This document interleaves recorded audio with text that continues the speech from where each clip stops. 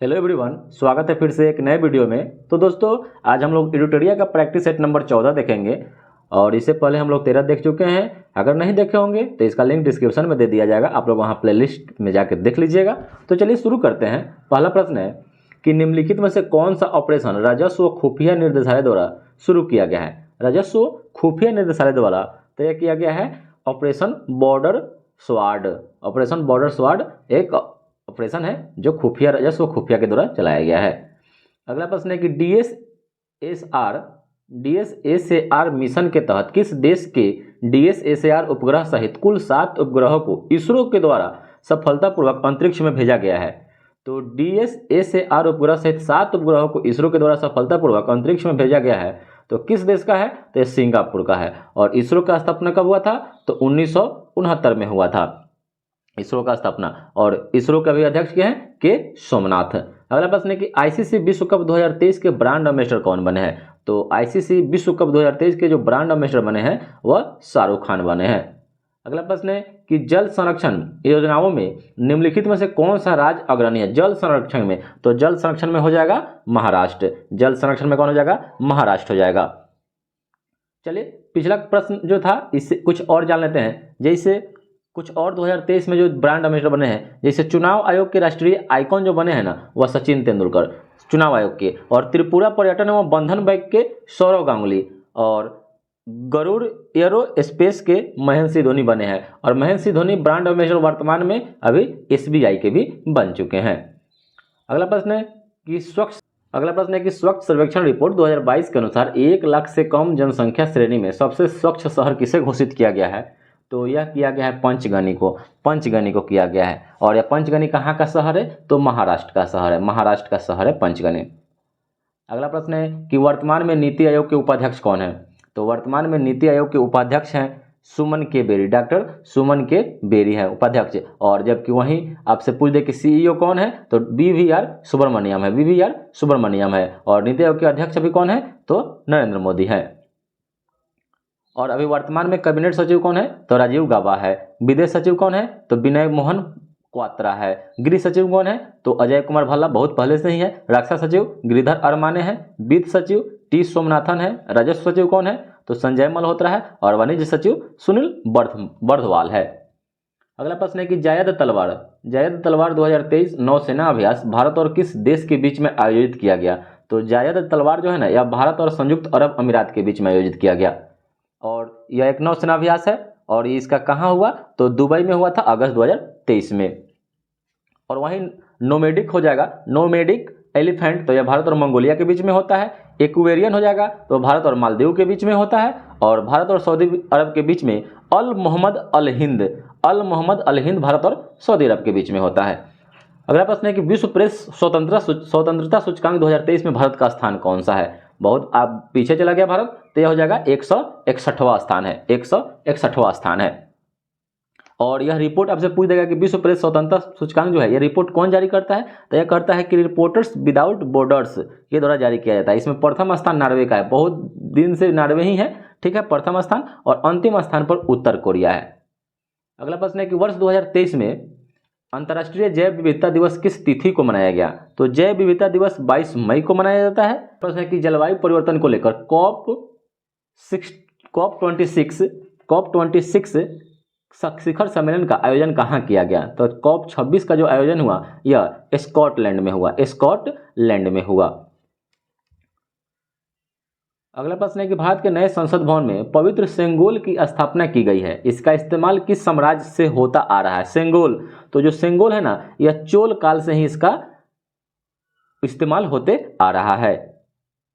और सेंगोल का मतलब क्या है? तो सेंगोल का जो होता है ना, सेंगोल का मतलब सतह हस्तांतरण से है। और यह तमिल संस्कृति की शान है। और जब नया संसद जो भवन बना है ना, वह इसका जो आकार है त्रिभुजाकार है, ठीक है, त्रिकोणीय है। और नए संसद भवन का जो निर्माण है ना, यह टाटा प्रोजेक्ट्स लिमिटेड के द्वारा किया गया है। और नए संसद भवन के जब उद्घाटन हुआ था तो उस समय 75 रुपये का जो सिक्का लॉन्च किया गया था, 75 रुपये का सिक्का लॉन्च किया गया था।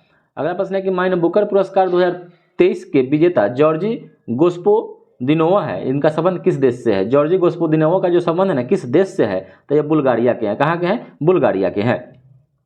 और यह टाइम शेल्टर पुस्तक के लिए इनको यह पुरस्कार दिया गया, टाइम शेल्टर। और वहीं अब जब से पूछ देगा कि मैन बुकर अंतर्राष्ट्रीय पुरस्कार 2022 के विजेता कौन थे, तो ये थे गीतांजलि श्री, भारत के, और उनके जो पुस्तक का नाम था टॉम ऑफ सैंड। अगला प्रश्न है कि पहला वैश्विक बौद्ध शिखर सम्मेलन कहाँ आयोजित किया गया। पहला वैश्विक बौद्ध शिखर सम्मेलन तो यह किया गया नई दिल्ली में। कहाँ किया गया? नई दिल्ली में किया गया। और वहीं आपका राष्ट्रीय योग ओलंपियाड 2023 कहाँ हुआ है? मध्य प्रदेश में है। सेमिकॉन इंडिया 2023 कहाँ हुआ है? गांधीनगर गुजरात में हुआ है। और पहला खनन स्टार्टअप शिखर सम्मेलन या मुंबई महाराष्ट्र में हुआ है। अगला प्रश्न है कि निम्नलिखित में कौन सी योजना केंद्र सरकार द्वारा जारी किया जाता है? कौन सी योजना केंद्र सरकार द्वारा? तो इसमें से ऑप्शन नंबर डी हो जाएगा, लखपति दीदी योजना केंद्र सरकार के द्वारा चलाई जा रही है योजना।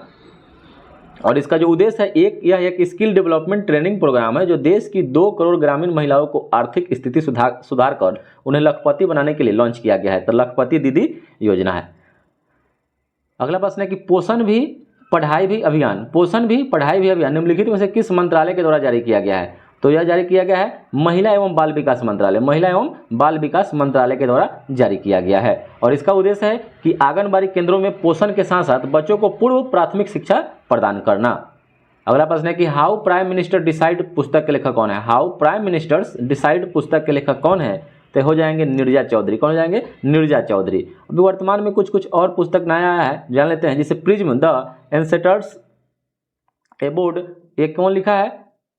तो ये लिखे हैं विनोद मनकारा। और विक्ट्री सिटी खूब पूछेगा ये क्वेश्चन, से सलमान रुश्दी के द्वारा है। और monsoon a poem of love and longing, तो ये लिखा है अभय के। अगला प्रश्न है कि अखिल भारतीय शिक्षा समागम 2023 का उद्घाटन प्रधानमंत्री मोदी के द्वारा कहाँ किया गया? तो यह किया गया नई दिल्ली में किया गया, नई दिल्ली में। और अगला प्रश्न है कि पीएम यशस्वी छात्रवृत्ति के तहत ओबीसी, ईबीसी, गैर अधिसूचित, खानाबदोश और अर्ध घुमंतु जनजाति श्रेणी के 9 से 12 तक के कितने मेधावी छात्रों को केंद्र सरकार के द्वारा छात्रवृत्ति प्रदान किया जाएगा? तो यह किया जाएगा 15,000 छात्रों को किया जाएगा, 15,000 छात्र। तो इसका उत्तर हो जाएगा 15,000 छात्र, ऑप्शन नंबर सी। अगला प्रश्न है किस देश के राष्ट्रपति ने प्रधानमंत्री नरेंद्र मोदी को Grand Cross of the Order of Honour से सम्मानित किया है? Grand Cross of the Order of से सम्मानित किया है, तो यह देश है ग्रीस। ग्रीस देश ने यह सम्मान दिया है मोदी जी को। अगला प्रश्न है कि हाल ही में भारत ने किस अफ्रीकी देश के साथ स्थानीय मुद्राओं में व्यापारिक लेन देन शुरू किया है? स्थानीय मुद्राओं में व्यापारिक लेन देन, तो यह किया है तंजानिया के साथ, तंजानिया। और तंजानिया की राजधानी कहाँ है? तो डोडोमा है। वहाँ की मुद्रा का नाम शिलिंग है। अगला प्रश्न है कि विश्व बैंक द्वारा निम्न में से किस दक्षिण एशियाई देश में अपनी पहली सड़क सुरक्षा परियोजना की शुरुआत की गई है? तो इसका सही उत्तर हो जाएगा ऑप्शन नंबर सी, बांग्लादेश। अगला प्रश्न है कि हाल ही में व्यापार एवं वाणिज्य मंत्रालय द्वारा जारी आंकड़ों के अनुसार भारत का सबसे बड़ा व्यापारिक भागीदार देश कौन बन गया है? तो यह बन गया है यूएसए। अगला प्रश्न है कि हाल ही में एप्पल कंपनी ने किस बैंक के साथ साझेदारी कर भारत में अपना पहला क्रेडिट कार्ड लॉन्च करने के लिए योजना बनाई है? तो इसका सही उत्तर हो जाएगा HDFC। अगला प्रश्न है कि सिपरी द्वारा जारी एक रिपोर्ट के अनुसार भारत सैन्य खर्च के मामले में विश्व में कौन सा स्थान रखता है? तो यह चौथा स्थान रखता है। अगला प्रश्न है कि हाल ही में किस देश द्वारा चांद पर भेजा गया लैंडर मिशन लूना 25 चांद पर सफलतापूर्वक उतरने में असफल रहा है? तो लूना जो 25 है ना, यह रूस के द्वारा भेजा गया था, रूस के द्वारा। अगला प्रश्न है कि पृथ्वी के सतह भूप्रपट्टी में उपस्थित तत्व किस क्रम में है? तो भूप्रपट्टी में सबसे ज़्यादा आपका ऑक्सीजन है, उसके बाद सिलिकॉन है, उसके बाद एल्युमिनियम है। तो ऑप्शन नंबर आपका ए सही हो जाएगा, क्योंकि ऑक्सीजन 46.71% है, सिलिकॉन 27.69% है, एल्युमिनियम 8.07% है। अगला प्रश्न है कि निम्नलिखित ज्वालामुखी एवं स्थित देशों का कौन सा मिलान सही है? अब देखिए, तो विसुवियस आपका इटली में है, सही है। कोटोपैक्सी इक्वाडोर में है, सही है। किलिमंजारो है तंजानिया में है, तो किलिमंजारो तंजानिया में हो जाएगा और फ्यूजियामा जापान में हो जाएगा। तो इसमें कह रहा है कौन सा मिलान सही है? तो इसमें से आपका ऑप्शन नंबर 1 और 2 सही था और 3 और 4 गलत था। ऑप्शन नंबर 1 और 2 सही हो जाएगा। अगला प्रश्न है कि निम्नलिखित में से कौन सी भू आकृति का निर्माण नदी की अपरदन के द्वारा होता है, अपरदन क्रिया के दौरान? तो इसका जो सही उत्तर हो जाएगा गार्ज आकृति है, जो भू आकृति, इसका निर्माण नदी अपरदन क्रिया के द्वारा होता है। अगला प्रश्न है ग्रेट स्लेव झील निम्नलिखित में से किस देश में स्थित है? ग्रेट स्लेव झील, तो यह कनाडा में है, ग्रेट स्लीव झील, और इसकी गहराई 614 मीटर है, 614 मीटर।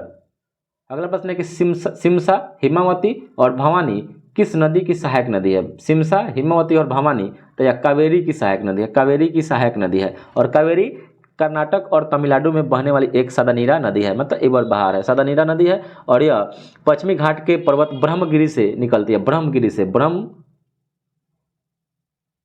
से निकलती है। अगला प्रश्न है कि कार्मेथोडियम इंडिक्स नाम की एक अल्पाइन प्रजाति किस राज्य में पाई जाती है? तो किस राज्य में पाई जाती है? तो यह अरुणाचल प्रदेश में। और अगला प्रश्न है कि निम्नलिखित में से कौन सा प्लेट एशिया एवं प्रशांत महासागर के बीच स्थित है? तो यह हो जाएगा फिलिपन प्लेट। अगला प्रश्न है कि भारत में सर्वाधिक भूभाग पर किस प्रकार की मिट्टी पाई जाती है? तो यह हो जाएगा जलोढ़ मिट्टी सबसे ज़्यादा पाया जाता है। और जलोढ़ मिट्टी में पोटास की बहुलता होती है, लेकिन नाइट्रोजन, फास्फोरस एवं ह्यूमरस की कमी होती है। और यह भारत की सबसे उपजाऊ मिट्टी है। और जलोढ़ मिट्टी को दो भागों में बांटा गया है, एक बांगर, एक खादर। तो बांगर पुराने जलोढ़ मिट्टी होगा, उसको बांगर कहेंगे, खादर नई जलोढ़ मिट्टी को कहते हैं। अगला प्रश्न है कि भारत में मृदा अपरदन व उसके दुष्परिणामों पर नियंत्रण हेतु केंद्रीय मृदा संरक्षण बोर्ड की स्थापना कब की गई? तो यह किया गया 1953 ईस्वी में। अगला प्रश्न है कि 2011 के जनगणना के अनुसार ग्रामीण क्षेत्र में सर्वाधिक साक्षरता वाला राज्य कौन सा हो जाएगा? ग्रामीण क्षेत्र में, तो ग्रामीण क्षेत्र में सर्वाधिक साक्षरता वाला राज्य केरल है, ठीक है। और यह 2011 के जनगणना के अनुसार सर्वाधिक साक्षरता वाला राज्य केरल है, जबकि न्यूनतम साक्षरता वाला राज्य आपका आंध्र प्रदेश है। वही हो जाएगा आपका अगला प्रश्न कि राजनीतिक सुधारों को लेकर विरोध करने वाले पहले भारतीय नेता निम्न में से कौन थे? राजनीतिक सुधारों को लेकर विरोध करने वाले तो हो जाएंगे बाल गंगाधर तिलक। अगला प्रश्न है कि यूनाइटेड इंडियन पैट्रियोटिक एसोसिएशन की स्थापना किसने की थी? यूनाइटेड इंडियन पैट्रियोटिक एसोसिएशन की स्थापना Abdul Latif, option number B है राजा शिव प्रसाद, ऑप्शन सी है अहमद खां, ऑप्शन डी है बी और सी दोनों। तो राजा शिव प्रसाद और Ahmad Khan, option number D दोनों हो जाएगा। और दोनों ने 1888 ईस्वी में कांग्रेस स्थापना के विरोध में बनारस में राजा शिव प्रसाद के सहयोग से यूनाइटेड इंडियन पैट्रियोटिक एसोसिएशन का गठन किया था। और इस संगठन का मुख्य उद्देश्य था कांग्रेस के गठन का विरोध करना। अगला प्रश्न है कि अखिल भारतीय किसान सभा के प्रथम सत्र की अध्यक्षता किसके द्वारा की गई थी? तो यह किया गया था स्वामी सहजानंद सरस्वती के द्वारा किया गया था। और प्रथम सत्र का जो आयोजन हुआ था यह कहाँ हुआ था? लखनऊ में हुआ था। आयोजन लखनऊ में हुआ था। कि आशा सहाय किस आंदोलन से संबंधित है? आशा सहाय, तो इसका सही उत्तर हो जाएगा आज़ाद हिंद फौज। और आशा सहाय 1943 में आज़ाद हिंद फौज में शामिल हुई थी।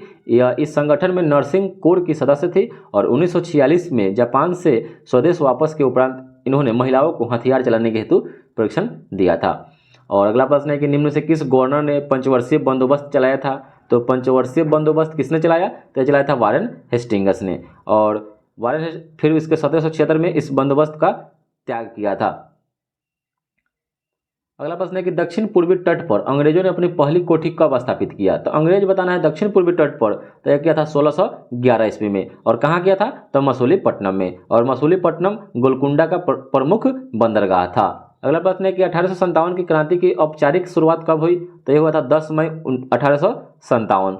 10 मई 1857 से। कहाँ से? मेरठ से। और मेरठ की जो पैदल टुकड़ी 20वीं नेटिव इन्फेंट्री ने 1857 की क्रांति की शुरुआत की थी। और बिहार से इसके जो क्रांति का नेतृत्व किसने किए थे? तो वीर कुंवर सिंह। अगला प्रश्न है कालिदास द्वारा रचित पुस्तक मालविकाग्निमित्रम का संबंध किस वंश से है? तो यह हो जाएगा शुंग वंश। और इसके संस्थापक कौन थे? पुष्यमित्र शुंग थे। अगला प्रश्न है कि निम्नलिखित में से कौन से विशिष्टा एकता व्यवस्था की नहीं थी?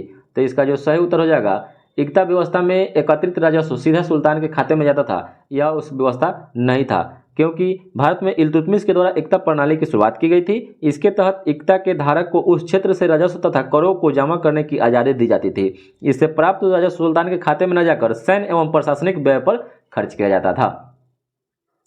अगला प्रश्न है कि भक्ति संस्कृति की शुरुआत कब हुई? तो भक्ति संस्कृति की शुरुआत हुई थी, यह हुआ था 15वीं एवं 16वीं शताब्दी में। 15वीं एवं 16वीं शताब्दी में। अगला प्रश्न है कि निम्न में से कौन सा स्थल घग्गर एवं उसकी सहायक नदियों की घाटी में स्थित है? तो कौन सा स्थल है घग्गर एवं उसकी सहायक नदियों की घाटी में स्थित है? तो हो जाएगा बनावली जो है यह हरियाणा में स्थित है। और इसकी सहायक नदी घाटी में कौन कौन हो जाएगा? तो ये घग्गर में ही स्थित है। तो इसका जो जैसे हड़प्पा है तो हड़प्पा रावी नदी के किनारे स्थित है, लोथल भोगवा नदी के, मांडा चिनाव के है, और दैमाबाद प्रवरा नदी है, और भगवानपुर जो है सरस्वती नदी है, और जो मोहनजोदड़ो हो जाएगा यह सिंधु नदी हो जाएगा। अगला प्रश्न है कि वर्ण व्यवस्था से संबंधित पुरुष सूक्त मूलतः पाया जाता है। तो जो पुरुष सूक्त है ना, यह ऋग्वेद में पाया जाता है, और ऋग्वेद के 10वें मंडल में, और उसी में सर्वप्रथम पुरुष सूक्त में ही शूद्र शब्द का प्रयोग पहली बार मिलता है। अगला प्रश्न है कि निम्नलिखित में से कौन सा स्थान गडकरी विद्रोह का केंद्र था। तो ये हो जाएगा कोल्हापुर हो जाएगा, और यह कोल्हापुर कहाँ है, तो महाराष्ट्र में है। अगला प्रश्न है कि दिए गए विकल्पों में सर्वप्रथम किस कॉलेज की स्थापना हुई थी। तो इसमें से आपको बताना है किस कॉलेज की स्थापना सबसे पहले हुई थी। तो मेयो कॉलेज की स्थापना 1875 में, ठीक है। दिल्ली कॉलेज की स्थापना जो हो जाएगा 1824 में, और मुस्लिम एंग्लो कॉलेज की स्थापना 1875 में, जबकि हिंदू कॉलेज की स्थापना यह 1817 ईस्वी में हुआ था, 1817 ईस्वी में। ऑप्शन नंबर आपका सी हो जाएगा। प्रश्न है कि हिंदू विधवा पुनर्विवाह अधिनियम किस वर्ष पारित किया गया था। तो हिंदू विधवा पुनर्विवाह अधिनियम जो है यह 1856 ईस्वी में पारित किया गया था, 1856 ईस्वी में। और इसमें जो जिनका अधिक प्रयास था वह थे ईश्वरचंद विद्यासागर थे। अगला प्रश्न है कि दाचीग्राम राष्ट्रीय उद्यान किसके संरक्षण से जुड़ा है। तो यह है हंगुल, और यह जम्मू कश्मीर में स्थित है, और यह कश्मीर हंगुल मृग के लिए प्रसिद्ध है। और वहीं आपका काजीरंगा जो राष्ट्रीय उद्यान है एक सींग वाले गेंडा के लिए प्रसिद्ध है, एक काजीरंगा हो जाएगा गेंडा के लिए। अगला प्रश्न है कि सरकार द्वारा जैव विविधता अधिनियम को कब पारित कर दिया गया। जैव विविधता अधिनियम, तो सरकार द्वारा जैव विविधता अधिनियम को जब पारित किया गया या 2002 में पारित किया, 2002 में पारित किया गया। और वहीं पर्यावरण संरक्षण अधिनियम 1986 में हुआ था। अगला प्रश्न है कि किस वृक्ष को कल्प वृक्ष के नाम से जानते हैं। कल्प वृक्ष तो हो जाएगा नारियल के वृक्ष को कल्प वृक्ष के नाम से प्राचीन काल से ही जाना जा रहा है, ठीक है। चलिए अगला प्रश्न है कि नीलापट पक्षी विहार कहाँ स्थित है। नीलापट पक्षी विहार तो ये हो जाएगा आंध्र प्रदेश में। वहीं घाना पक्षी विहार कहाँ है, भरतपुर में है। सुल्तानपुर पक्षी विहार कहाँ है, हरियाणा में है। और कौरडिया पक्षी विहार आंध्र प्रदेश में, कौरडिया भी है। और सलीम अली पक्षी विहार कहाँ है, तो गोवा में है। अगला प्रश्न है कि सामुदायिक पर्यावरण की सुरक्षा हेतु हेलसिंकी सम्मेलन कब आयोजित किया गया। तो हेलसिंकी सम्मेलन जो हुआ यह हुआ था 1974 ईस्वी में, 1974 ईस्वी में। और इसका जो मुख्य उद्देश्य था इस सम्मेलन का कि सामुदायिक पर्यावरण की दिशा में बेहतर कार्य करना है। अगला प्रश्न है कि पंचायतों की शक्तियों तथा उत्तरदायित्व किस अनुसूची में वर्णित है। तो यह हो जाएगा 11वीं अनुसूची, और 11वीं अनुसूची। और भारतीय संविधान की 11वीं अनुसूची के अनुच्छेद 243 के 6 के तहत यह पंचायतों को प्राप्त शक्तियों एवं उत्तरदायित्व का उल्लेख किया गया है। और 12वीं अनुसूची में अनुच्छेद 243 के ब में नगर पालिकाओं की शक्ति का उल्लेख किया गया है। अगला प्रश्न है कि मनोरंजन, लोक स्वास्थ्य तथा सिंचाई किस सूची के अंतर्गत आता है। तो मनोरंजन, लोक स्वास्थ्य और सिंचाई किस सूची के अंतर्गत आएगा, तो यह राज्य सूची के अंतर्गत आएगा, राज्य सूची के अंतर्गत। अगला प्रश्न है कि फजल अली की अध्यक्षता में कितने सदस्यीय राज्य पुनर्गठन आयोग का गठन किया गया था।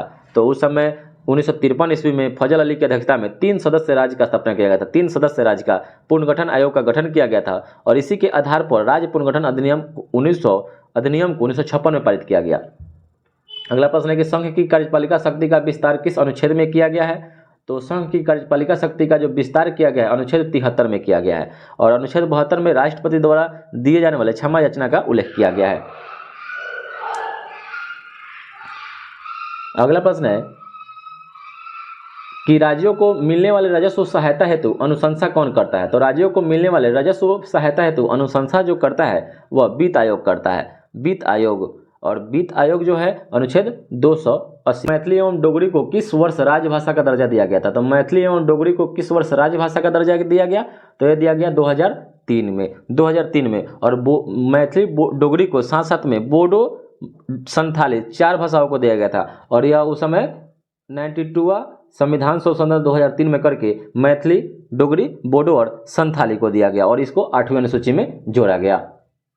अगला प्रश्न है कि पंचायतों से संबंधित विभिन्न समितियों का कौन सा सुमेलित इसमें से नहीं है। तो बलवंत राय मेहता समिति त्रिस्तरीय पंचायत 1957 सही है, अशोक मेहता समिति 1977 सही है, और संथानम समिति 1962 सही है। जबकि JVK राव समिति 1986 दे रहा है, यही आपका गलत हो जाएगा क्योंकि यह हुआ था 1985 में हुआ था।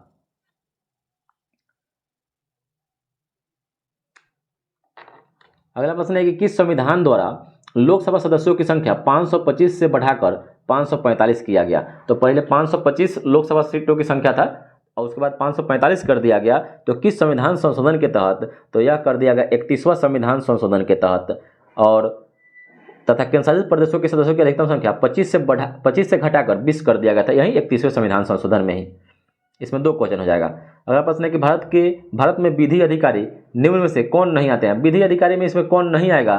तो जो कानून मंत्री होगा या विधि अधिकारी में नहीं आता है, जबकि मुख्य रूप से 3 विधि अधिकारी होते हैं, भारत के महान्यायवादी, भारत का महाधिवक्ता और भारत का अपर महाधिवक्ता, लेकिन कानून मंत्री इसमें शामिल नहीं होते हैं। अगला प्रश्न है कि सर्वाधिक मत के आधार पर चुनाव जीत का निर्णय का प्रावधान किस देश के संविधान से लिया गया है? तो यह लिया गया ब्रिटेन देश के संविधान से। सर्वाधिक मत के आधार पर चुनाव जीत का निर्णय या ब्रिटेन देश के संविधान से लिया गया है। और रूस में प्रथम पंचवर्षीय योजना किस काल के दौरान लागू की गई? तो रूस में प्रथम पंचवर्षीय योजना जो लागू की गई थी यह 1928 से 33 में लागू किया गया था। और यही पंचवर्षीय योजना भारत रूस से ग्रहण किया और जाकर पहली बार भारत में पंचवर्षीय योजना 1951 से 56 तक लागू हुआ, जिसमें हेराल्ड डोवर मॉडल पर आधारित था। दूसरा पीसी महालनोबिस पर। अगला प्रश्न है कि निम्नलिखित में से किसे संकीर्ण मुद्रा के नाम से जानता है? संकीर्ण मुद्रा, तो संकीर्ण मुद्रा जो हो जाएगा ना, या M1 को कहा जाता है, संकीर्ण धन भी कहा जाता है, क्योंकि यह अत्यधिक तरह होता है और बैंक इस धन के सहारे कर्ज बांटने का कार्य नहीं करता है। अगला प्रश्न है किस कंपनी द्वारा अपने शेयरों की बिक्री आम जनता के लिए पहली बार किया जाता है? उसे क्या कहते हैं? मतलब किसी कंपनी द्वारा अपने शेयरों की बिक्री आम जनता के लिए पहली बार किया जाता है तो उसको क्या कहेंगे? तो उसको IPO कहते हैं। IPO, उसको IPO के नाम से जानते हैं।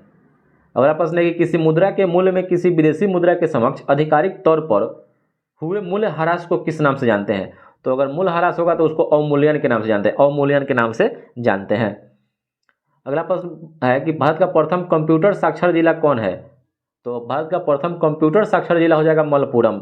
मलप्पुरम जो हो जाएगा केरल में है, भारत का प्रथम कंप्यूटर साक्षर जिला है। और अगला प्रश्न है कि प्रथम हॉकी विश्व कप का आयोजन कहाँ किया गया था?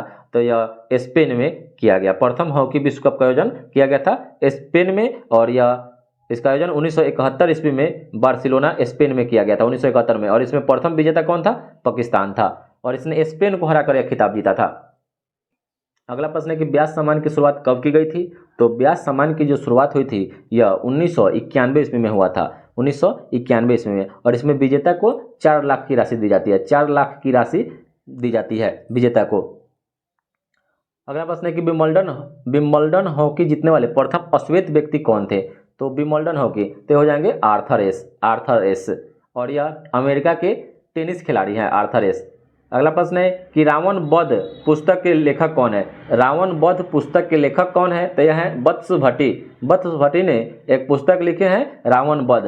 और वहीं अमर कोश के लेखक कौन है? तो अमर सिंह है। योगाचर के लेखक कौन है? तो असंग है, योगाचर के लेखक है असंग।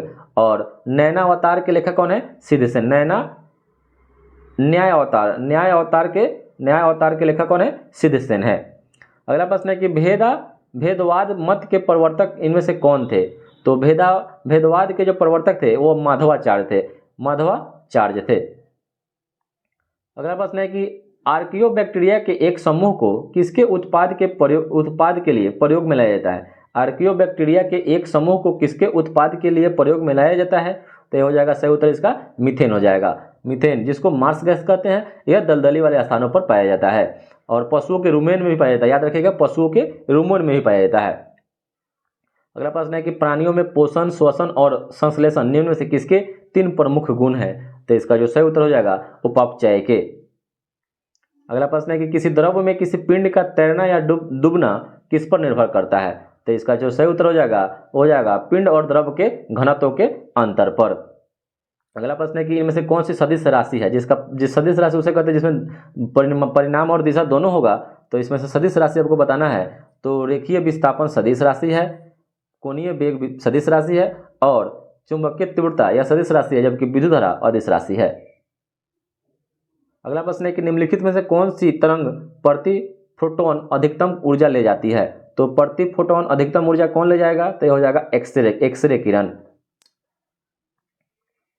और अगला प्रश्न देखते हैं कि एक तार में बहती विद्युत धारा एवं विभवांतर प्रत्येक को 2 गुना बढ़ा दिया जाए तो विद्युत शक्ति क्या हो जाएगा, तो विद्युत शक्ति 4 गुना बढ़ जाएगी। क्या हो जाएगा, 4 गुना बढ़ जाएगी, क्योंकि विद्युत शक्ति P = VI होता है, V गुना I हो जाएगा। दोनों को 2 गुना करेंगे तो क्या हो जाएगा, 4P हो जाएगा।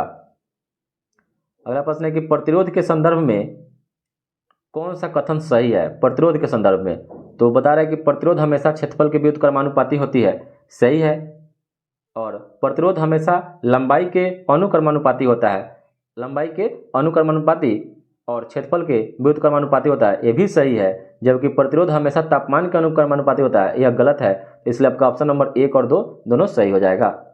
अगला प्रश्न है कि किसी पदार्थ का अपचयन होता है यदि उसमें, तो उसमें क्या होगा, तो उसमें आपका ऑक्सीजन में वृद्धि होगा और हाइड्रोजन में ह्रास होगा, तो आपका क्या होगा, ऑक्सीडेशन होगा, अपचय होगा। इसलिए आपका ऑप्शन नंबर सी हो जाएगा। अगला प्रश्न है कि निम्नलिखित में से कौन सा एक उच्चतम मात्रा में हाइड्रोजन आयन H+ देता है। हाइड्रोजन आयन H+ इसमें कौन देगा, तो इसका जो इसमें ऑप्शन नंबर डी हो जाएगा, अमाशय रस जो हो जाएगा H+ आयन, क्योंकि अमाशय रस क्या हो जाएगा, ये आपका अम्ल हो जाएगा और बाद बाकी सभी आपका क्षारीय है। अगला प्रश्न है कि निम्नलिखित में से कौन सा अधातु ठोस अवस्था में मिलता है। कौन सा अधातु ठोस अवस्था में मिलता है, तो इसका जो सही उत्तर हो जाएगा बोरॉन। बोरॉन जो है ना, यह ठोस अवस्था में आपको मिलेगा और अधातु है ठोस अवस्था में। अगला प्रश्न है कि निम्नलिखित में से कौन सा तत्व शीघ्र संक्षारित होता है। शीघ्र संक्षारित हो जाएगा, तो ये लोहा हो जाएगा, क्योंकि जब ऑक्सीजन और इसको नमी मिलेगा तो यह संक्षारित हो जाता है। और इसी को संक्षारित होने से बचाने के लिए इस पर जिंक की पतली परत चढ़ाई जाती है, इसीलिए इसको सदिलेपन या गैल्वेनाइजेशन बोलते हैं। अगला प्रश्न है कि आयनिक यौगिक के बारे में निम्न में से क्या सही है। आयनिक यौगिक, तो इसमें से ऑप्शन नंबर जो आपका हो जाएगा कि उनका गलनांक उच्च किंतु क्वथनांक निम्न होता है। उनका गलनांक निम्न किंतु क्वथनांक कुछ होता है। वे सामान्यतः मिट्टी के तेल में घुलनशील होते हैं, इनमें से कोई नहीं, तो इसमें से कोई सही नहीं है, क्योंकि एक धातु से गैर धातु में इलेक्ट्रॉन के हस्तांतरण के दौरान निर्मित रासायनिक यौगिकों को ही यौगिक यौगिक या विद्युत संयोजी यौगिक कहा जाता है। जैसे NaCl होता है तो Na पर प्लस होता है और Cl पर माइनस होता है, तो इसमें से कोई इसका गुण नहीं है, क्योंकि इसका गलनांक और क्वथनांक दोनों उच्च होता है। और आयनिक यौगिक जल में विलय होता है, जबकि मिट्टी के तेल में अविलय होता है, घुलनशील नहीं होता है, तो यहाँ पर घुलनशील बता रहा था, गलत है। अगला प्रश्न है कि अयस्क में मिले अशुद्ध पदार्थ को क्या कहते हैं। अयस्क में मिले अशुद्ध पदार्थ को गैंग या मैट्रिक्स कहते हैं, ठीक है, गैंग या मैट्रिक्स कहते हैं। और अयस्क में मिले गैंग अशुद्ध पदार्थ को हटाने के लिए बाहर से मिलाए गए पदार्थ को फ्लक्स कहते हैं। और गैंग एवं फ्लक्स के मिलने से बने पदार्थ को धातुमल कहते हैं, स्लैग बोलते हैं। अगला प्रश्न है कि निम्न कौन बहुकोशिकीय जीव है। बहुकोशिकीय में से आपको बताना है कौन हो जाएगा, तो ऑप्शन है अमीबा, कवक, बैक्टीरिया, पैरामीशियम। तो कवक हो जाएगा आपका बहुकोशिकीय जीव, जबकि अमीबा, बैक्टीरिया और पैरामीशियम एक कोशिकीय जीव है। अगला प्रश्न है कि सूची 1 को सूची 2 से मिलान करना, एक तरफ ग्रंथि है एक तरफ हार्मोन है।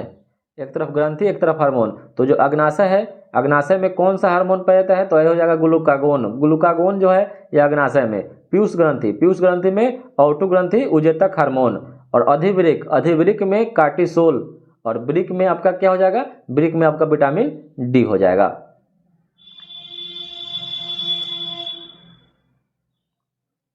अगला प्रश्न है कि निम्नलिखित में से कौन से पादपों का मुख्य अवशेषक अंग है। पादपों का मुख्य अवशेषक अंग इसमें से आपको बताना है, तो जड़ और पत्ती, ऑप्शन नंबर सी हो जाएगा, जड़ और पत्ती।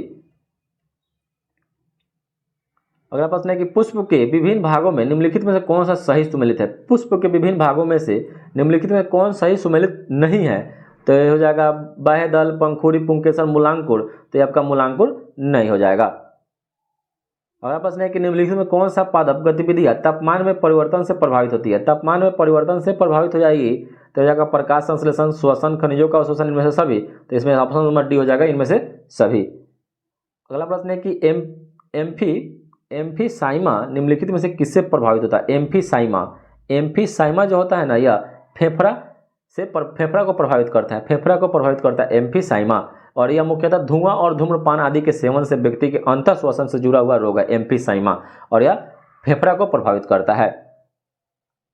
अगला प्रश्न है कि निम्नलिखित में कौन सा शारीरिक अंग श्वसन क्रिया में भाग नहीं लेता है। तो कौन सा शारीरिक अंग श्वसन क्रिया में भाग नहीं लेता है, तो यह आपका ऑप्शन नंबर श्वसनी है, बोमन संपुट है, डायफ्राम है, ग्रसनी है। तो बोमन संपुट यह भाग नहीं लेता है, जबकि श्वसनी, डायफ्राम और ग्रसनी भाग लेता है। तो चलिए